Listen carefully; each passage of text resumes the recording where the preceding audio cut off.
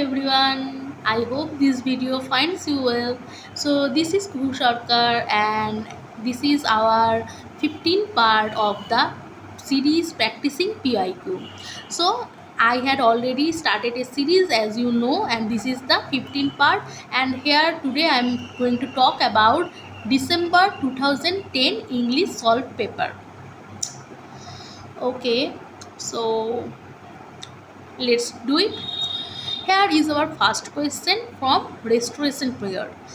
Jeremy Collier's A Short View of the Immortality and Profaneness of the English Stage attack among others, and it was to William Congreve.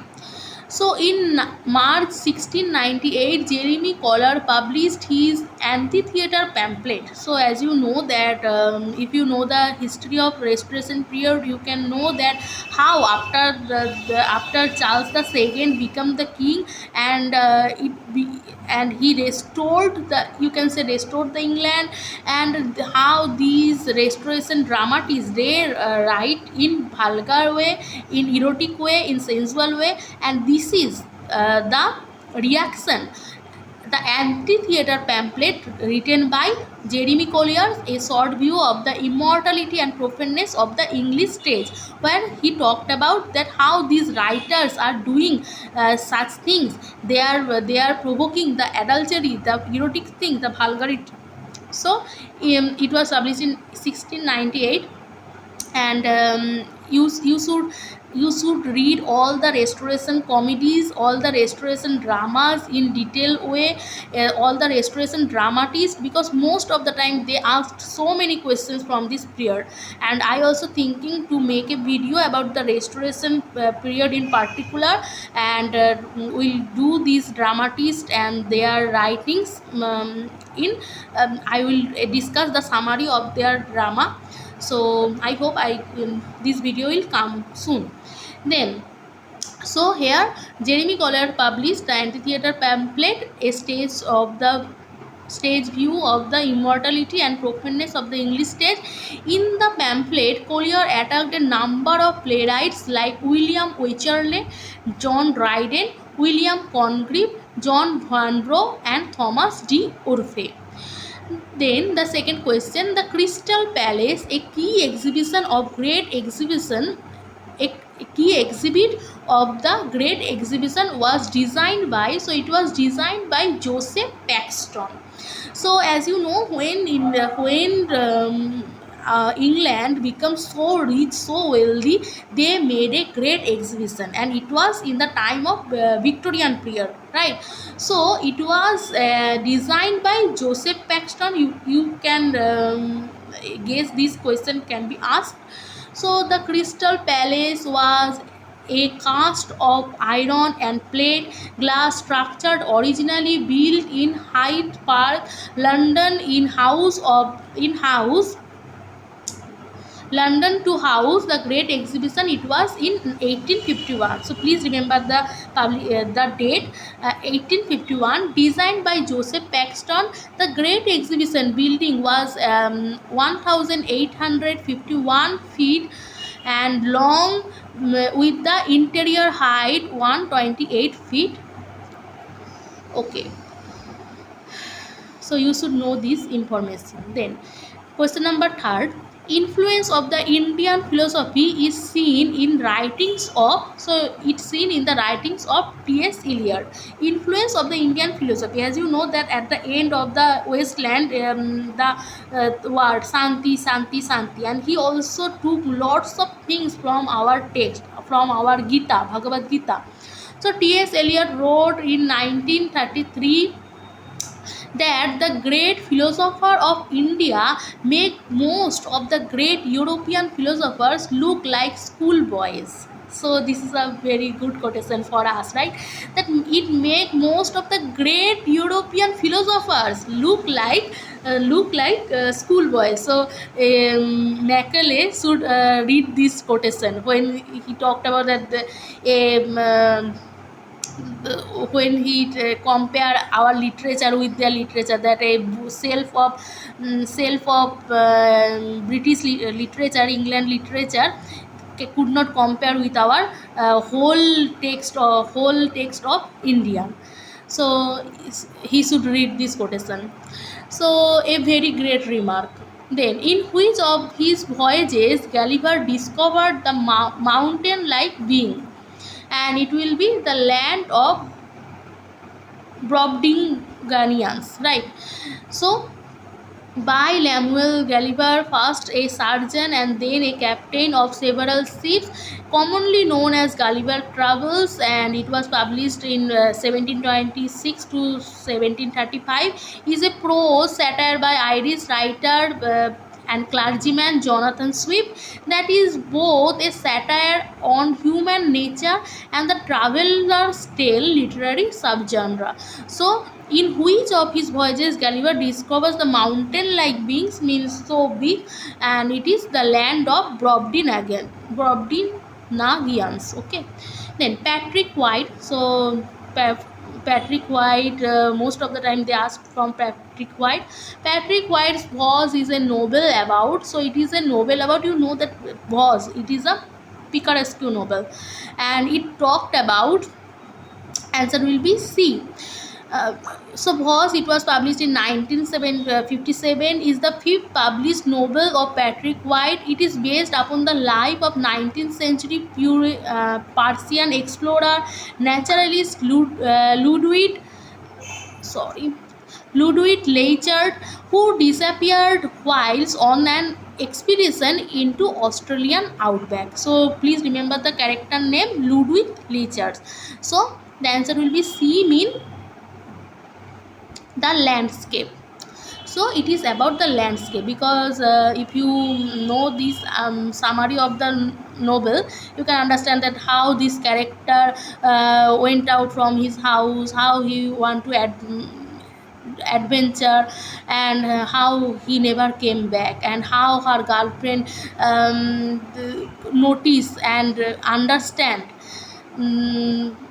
So this is a beautiful story, and it is by Patrick White, and you can see the publication date 1957. It is also the publication date of Barthes Mythologies. Then if you did not watch my video on birthday, you can watch it later. Then, although Nobel laureate Seamus Heaney writes in English in voice and subject matter, his poems are Irish, because he belonged to Irish. So Seamus Heaney, and he got the Nobel Prize in 1995. So member of the Royal Irish Academy, was an Irish poet, playwright, translator and lecturer, and the recipients of the 1995 Nobel Prize in Literature. To whom is Mary Shelley's famous work Frankenstein dedicated? So it was dedicated to William Godwin, her father.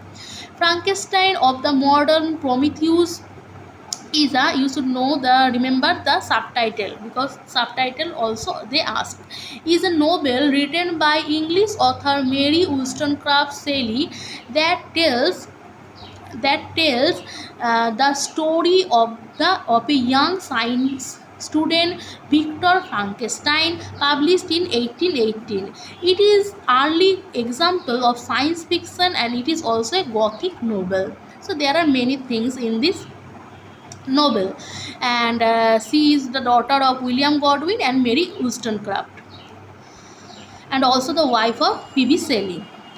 So it is also said that she lose her child, and it is also this work also affect this experience of her early losing child. Then, which among the following poems by Philip Larkin records his impressions while traveling to London by train? So it is the Whitsun Wedding, and if you read this poem, you can see that how he said that how he was in a journey in train, and how he saw many weddings, the brides and grooms. So he talked about the marriage in Whitsun Wedding. The Whitsun Wedding is a collection of 32 poems by Philip Larkin. It was first published by Faber and Faber in UK. So it is a record and impression while traveling to London by train. Then the English satirist who used to serve adage praise to attack his victim was John Dryden. As you know that how he was a famous satirist, and most of his writings are satirist, like Absalom and Achitophel. Then Medal, no, not Medal. Medal was written by another. Then John Dryden, he was born in 1631 and then 1700, was an English poet, literary critic, translator and playwright who was made England's first poet laureate in 1668. And as it is said also that he changes when the political things are changed. Before that, before Charles II, he was in support of Cromwell. After Cromwell died and Charles II came, he write for Charles II. So how he changes with the political situation.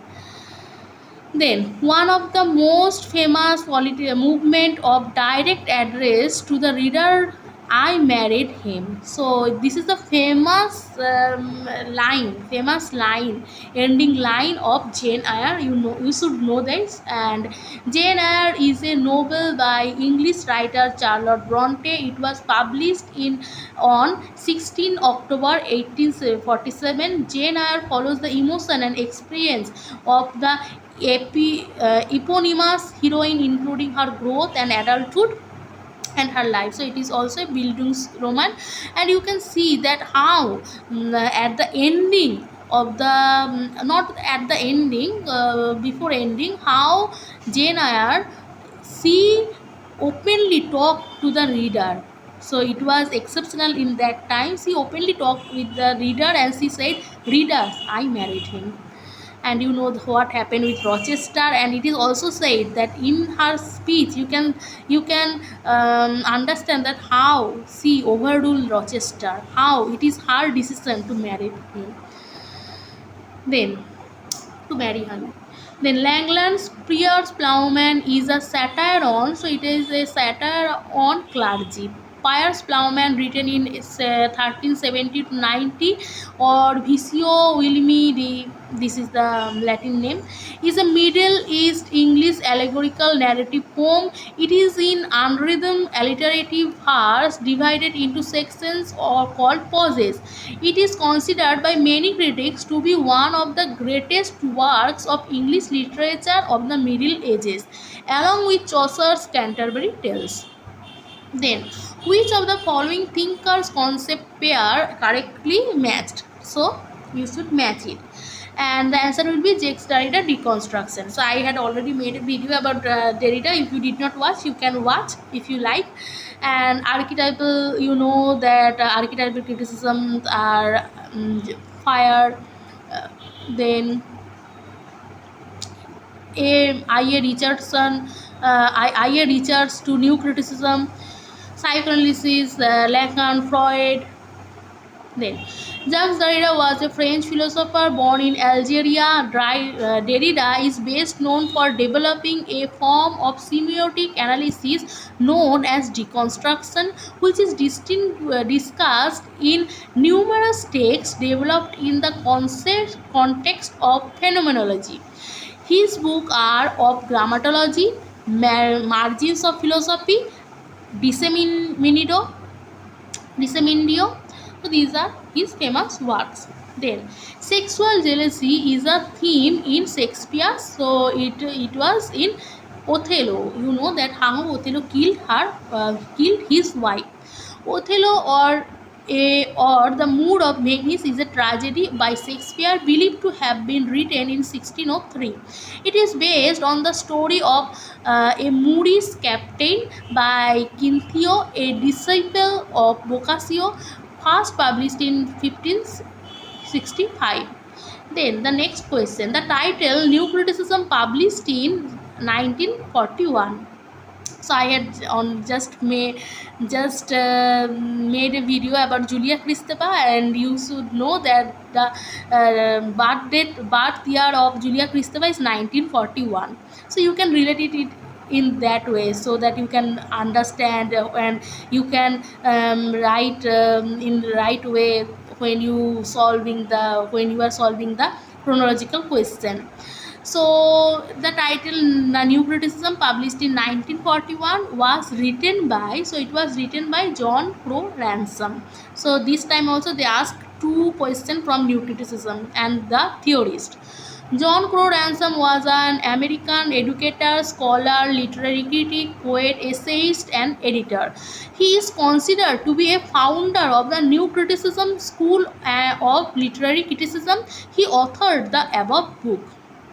Okay, so I had already made many videos about New Criticism. You can watch it also. Then, which of the following is not a revenge tragedy? So it will be Dr. Foster's. As you know, White Devil is a revenge tragedy by Webster, Duchess also by Webster. Spanish tragedy is famous revenge tragedy, right? So Dr. Foster's will be the right answer. The Tragic and History of Death, Life and Death of Dr. Foster's is a play by Christopher Marlowe based on the German story Faust. First published in 1604, 11 years after Marlowe's death. Then, who of the following playwright rejects the Aristotelian concept of tragic play as imitation of reality? So the answer will be Bertolt Brecht. Bertolt Brecht was a German poet, playwright, and theatre director of 20th century. He made contributions to dramaturgy and theatrical production. So the concept of tragic play and as imitation of reality. Then the label of diasporic writer can be applied to, so it can be applied to, the answer will be D, mean 1 and 3, Mina Alexander and Kiran Desai. Meera Alexander was born in 1851 in Allahabad, raised in India and Sudan, in an internationally acclaimed poet, scholar and writer. Kiran Desai is an Indian writer. She left India at 14 and she and her mother lived in England.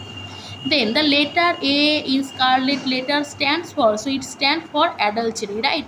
So it stands for adultery and it also stands for angel. And the answer will be D, 1, 2, 3, appetite also. Then the Scarlet Letter, a romance, is an 1850 work of fiction, is a historical setting written by American author Nathaniel Hawthorne.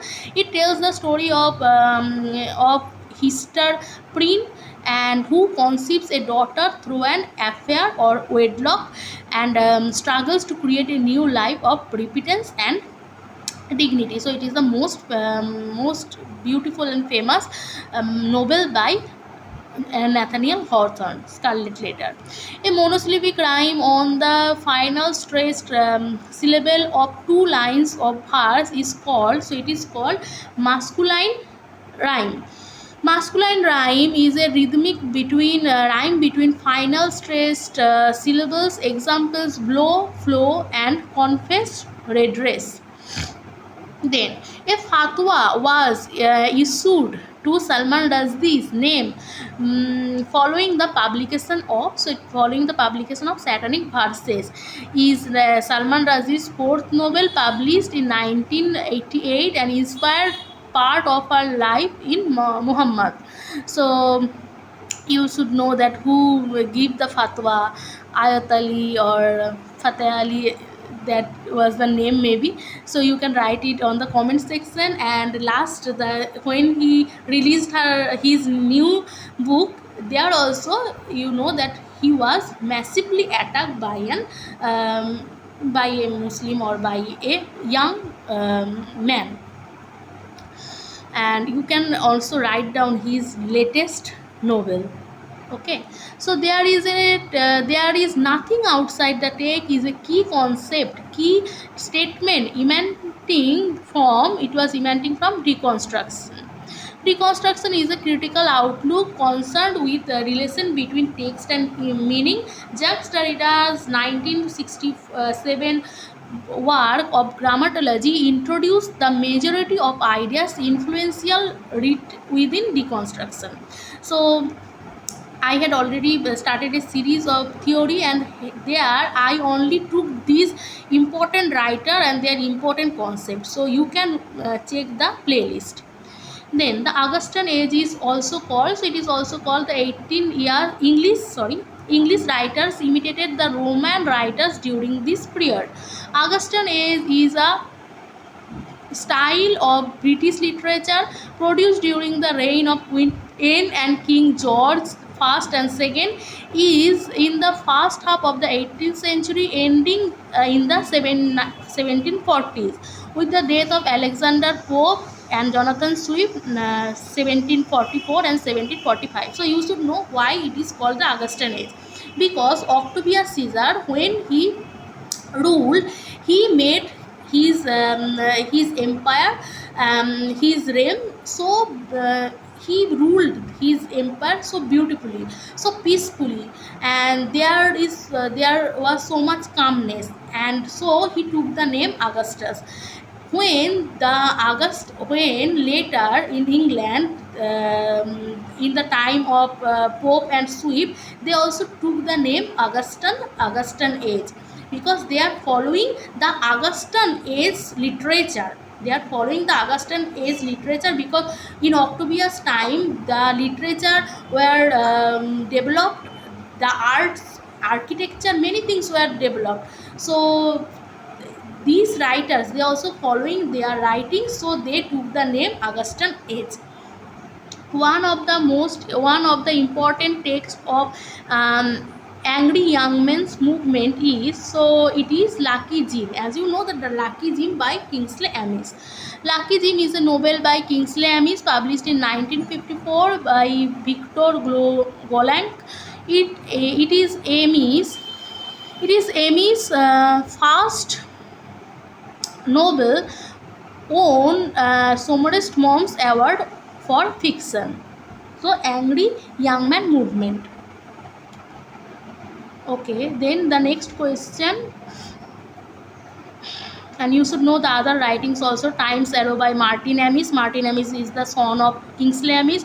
A Portrait of the Artist of Young Man by James Joyce. French Literature, Lieutenant's Woman by John Fowles. It also have the open ending. There are 3 or 4 questions, and you should answer the question. Then, whom does Alexander Pope satirize in the Portrait of Sporus? And the answer will be, the answer will be D, means John Harvey. He was born in 1696 and died in 1743. English courtier, political writer, was the son of John Harvey, first Earl of Bristol. He was known as Lord Harvey from 1723, and he never became Earl of Bristol. Then our last question for today, which is, the hero of Marlowe's Tamburlaine was born as a shepherd. Tamburlaine the Great is a play in 2 parts by Marlowe. It is loosely based on the life of Central Emperor Timur, and the play is a milestone in Elizabethan public drama. So in this novel you can also see that the Quran is burned, and so this is a famous play by Marlowe. So that's all for today. I hope you like the series, and if you like it, please hit the like button. Thank you for giving your time.